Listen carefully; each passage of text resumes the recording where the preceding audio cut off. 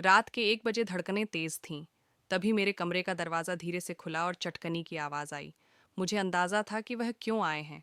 मैं चुप रही, सांसें थामे, अपने दिल को समझाने की कोशिश करती रही। उस रात जो हुआ, वह मेरी जिंदगी का एक नया अध्याय बन गया। मेरा नाम रिया है, उम्र 26 साल। मैं अपने ससुर रमेश जी के साथ लखनऊ के एक पुराने मोहल्ले में रहती हूँ। हमारा मकान पुराना है, गलियां तंग हैं, लेकिन दिलों में जो उथल पुथल चल रही है वह बिल्कुल नई है। 2 साल पहले मेरी सास सुनीता माँ को बीमारी ने हमसे छीन लिया। मेरे पति अर्जुन तो 4 साल पहले एक कार दुर्घटना में मुझे अकेला छोड़ गए। तब से मैं और रमेश जी इस छोटे से घर में एक दूसरे का सहारा बने हुए हैं। मैं दिन भर एक बीपीओ में काम करती हूँ। घर लौटकर खाना, बाजार और बाकी जिम्मेदारियां संभालती हूँ। रमेश जी कभी मोहल्ले के सबसे हंसमुख इंसान हुआ करते थे। उनकी गहरी आवाज़ और ठहाके गलियों में गूंजते थे। हर शाम चौपाल पर उनके दोस्तों का जमावड़ा लगता था। लेकिन माँ के जाने के बाद वह जैसे टूट से गए। दिन भर अपने कमरे में या टीवी पर क्राइम शो देखते रहते।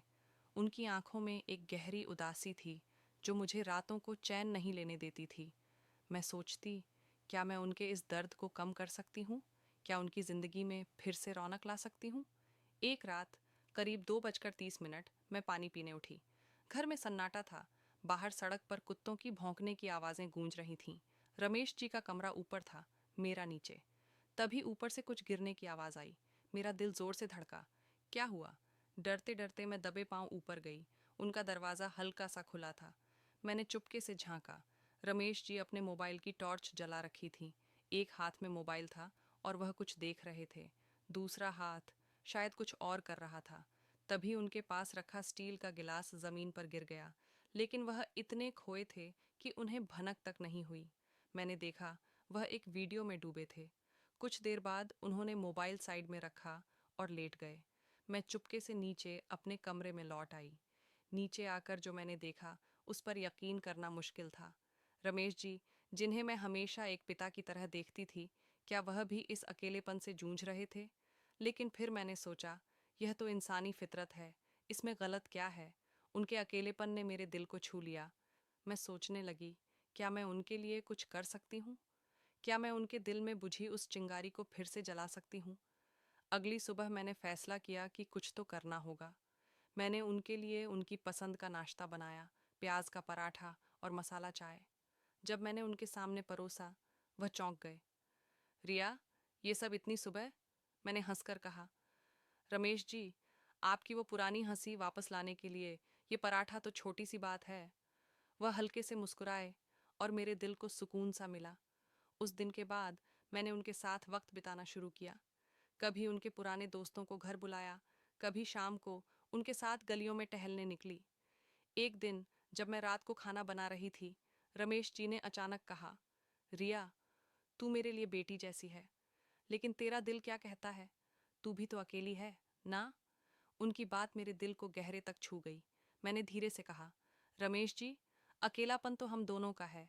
शायद हम एक दूसरे के लिए वो कमी पूरी कर सकते हैं। एक शाम जब मैं ऑफिस से लौटी, रमेश जी आंगन में कुर्सी डालकर बैठे थे। मैं उनके पास गई और बोली, रमेश जी, आपको याद है, आप कहाँ करते थे कि जिंदगी एक समंदर है जो थमता नहीं। वह मुझे देखकर बोले, हाँ, पर अब मेरा समंदर सूख सा गया है। मैंने उनका हाथ पकड़ा और कहा, तो चलिए, हम इस समंदर में फिर से लहरें लाते हैं। हम एक दूसरे के लिए वो बारिश बन सकते हैं। उस रात जब घर की बत्तियां बुझ गईं, मैंने देखा कि रमेश जी मेरे कमरे के पास खड़े थे। उनकी आंखों में हिचक थी, लेकिन एक अनकही चाहत भी। मैंने पूछा, रमेश जी, सब ठीक? वह चुप रहे, फिर धीरे से बोले, रिया, तूने जो आज कहा वो मेरे दिल में उतर गया। मैं तुझ में अपनी बेटी देखता हूँ, लेकिन शायद कुछ और भी। मेरी धड़कनें तेज हो गईं। मैंने हल्के से कहा, रमेश जी, हम दोनों ने बहुत कुछ खोया है। शायद हम एक दूसरे में वो सुकून ढूंढ सकते हैं जो हमें चाहिए। लोग क्या कहेंगे, ये सोचकर जिंदगी तो नहीं रुकती। उन्होंने मेरा हाथ थामा। उनकी हथेली में एक गर्माहट थी जो मेरे दिल तक उतर गई। वह बोले, रिया, ये रास्ता आसान नहीं। मैंने मुस्कुराकर कहा, रमेश जी, जो आसान रोमांटिक कहानी। एक बारिश भरी रात की शुरुआत। रात के 12 बजे थे। घड़ी की सुइयां धीमे धीमे समय की गति को माप रही थीं। बाहर हल्की हल्की बारिश हो रही थी और बिजली की कड़क से आसमान कभी कभी चमक उठता था। मैं, अनन्या, 22 साल की, अपने कमरे में बिस्तर पर लेटी हुई थी। घर में सन्नाटा पसरा था। मेरे माता पिता और भाई बहन एक पारिवारिक शादी में गए थे और मैं घर की देखभाल के लिए रुक गई थी। मेरे साथ सिर्फ मेरे चचेरे भाई आरव 28 साल के थे, जो कुछ दिनों के लिए हमारे घर रुके थे ताकि मैं अकेली न रहूं। बिजली की कड़क से मेरे दिल में डर सा समा गया। मैंने कंबल को और कसकर पकड़ लिया, लेकिन नींद कोसों दूर थी। तभी एक जोरदार बिजली कड़की। डर के मारे मैंने आवाज दी, आरव भैया, मुझे बहुत डर लग रहा है। कुछ ही पलों में आरव मेरे कमरे में आए। उनकी आंखों में नींद थी, लेकिन चेहरे पर हल्की मुस्कान थी। अनन्या, डरने की क्या बात है, मैं हूं ना, उन्होंने नरम स्वर में कहा। मैंने बिस्तर पर थोड़ा खिसक कर जगह बनाई और कहा, भैया, यहाँ लेट जाइए, मुझे सचमुच डर लग रहा है। आरव हल्का सा मुस्कुराए और मेरे पास लेट गए। उनकी मौजूदगी से मेरा डर कुछ कम हुआ। बारिश की बूंदों की आवाज़ और उनकी सांसों की हल्की गति से कमरे में एक अजीब सा सुकून छा गया। अचानक एक और तेज़ बिजली कड़की। मैं डरकर आरव से लिपट गई। मेरे दिल की धड़कन तेज़ थी और उनकी बाहों में मुझे एक अनजानी सी गर्माहट महसूस हुई। कुछ देर तक मैं वैसे ही लिपटी रही। फिर धीरे धीरे मुझे एक अजीब सी भावना ने घेर लिया। न डर, न घबराहट, बल्कि कुछ और, जैसे कोई अनकहा एहसास मेरे दिल को छू रहा हो। आरव ने मेरी पीठ पर हल्के से हाथ फेरा और कहा, अनन्या, डरो मत, मैं हूं ना। उनकी आवाज़ में इतना सुकून था कि मैं उसमें खो सी गई। धीरे धीरे हमारी बातें शुरू हुईं।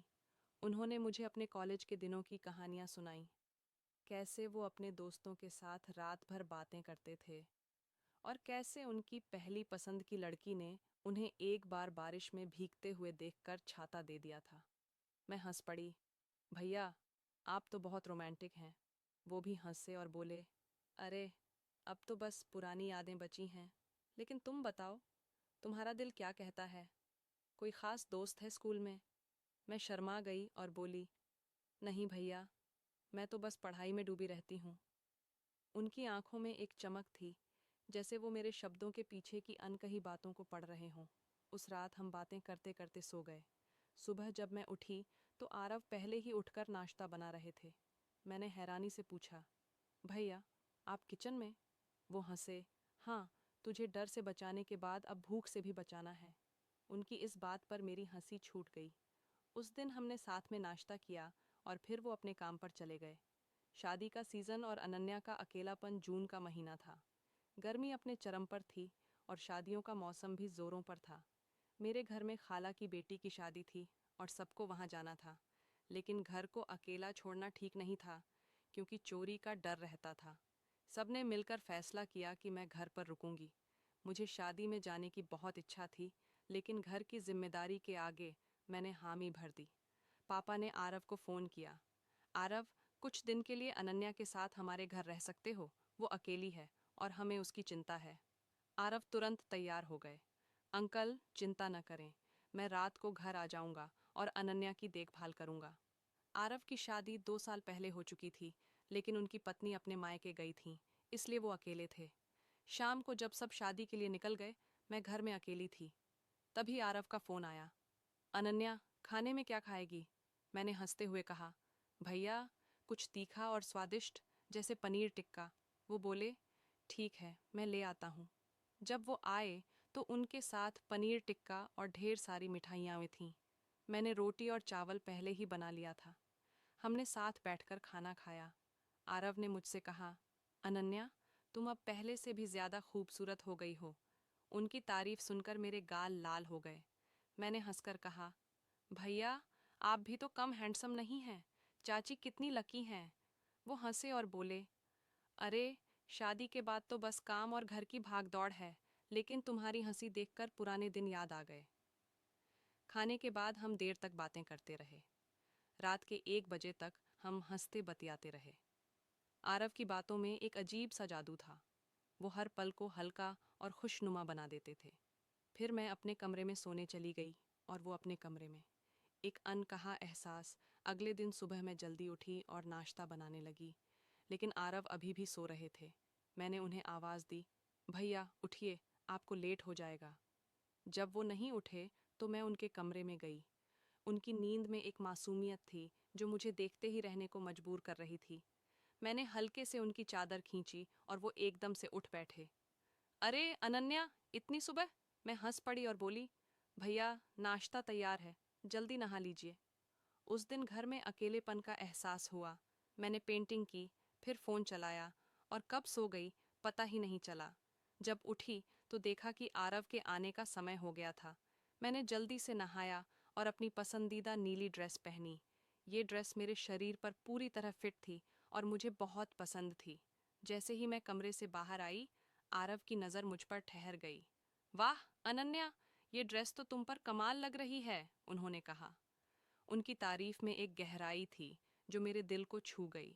उस रात बिजली चली गई। गर्मी से मैं पसीने में भीग चुकी थी।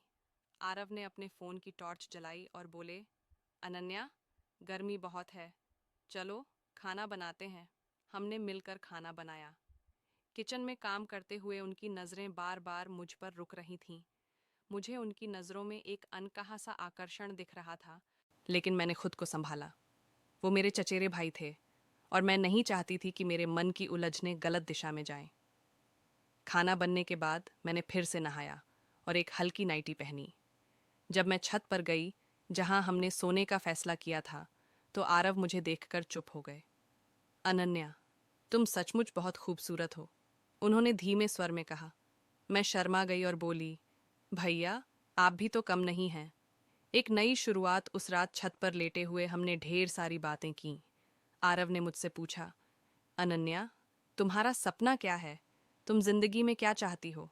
मैंने कहा, भैया मैं चाहती हूँ कि मेरी जिंदगी में प्यार हो, सुकून हो, कोई ऐसा जो मुझे समझे, मेरे सपनों को सपोर्ट करे।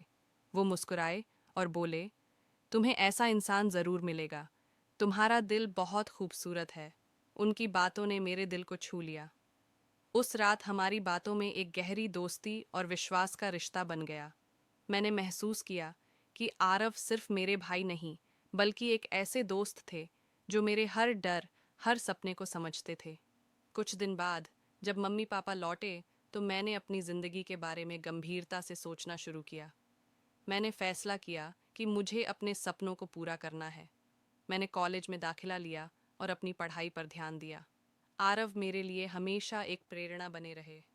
वो अक्सर मुझे फ़ोन करके मेरी पढ़ाई और सपनों के बारे में पूछते। उनकी बातें मुझे हमेशा हिम्मत देती थीं। समय बीता और एक दिन मम्मी ने मुझसे शादी की बात की। मैंने उनसे कहा, मम्मी, मैं अभी अपने करियर पर ध्यान देना चाहती हूँ, लेकिन जब भी शादी करूँगी वो किसी ऐसे इंसान से होगी जो मेरे सपनों को समझे। मम्मी मुस्कुराईं और बोलीं, बेटी, तुम्हें ऐसा इंसान ज़रूर मिलेगा। आज मैं अपनी ज़िंदगी में खुश हूँ। मैंने अपने सपनों को सच करने की राह चुनी। और आरव, वो मेरे लिए हमेशा एक ख़ास इंसान रहेंगे। न सिर्फ मेरे भाई, बल्कि एक ऐसे दोस्त के रूप में जिन्होंने मुझे मेरे डर से निकलकर अपने सपनों की ओर बढ़ना सिखाया।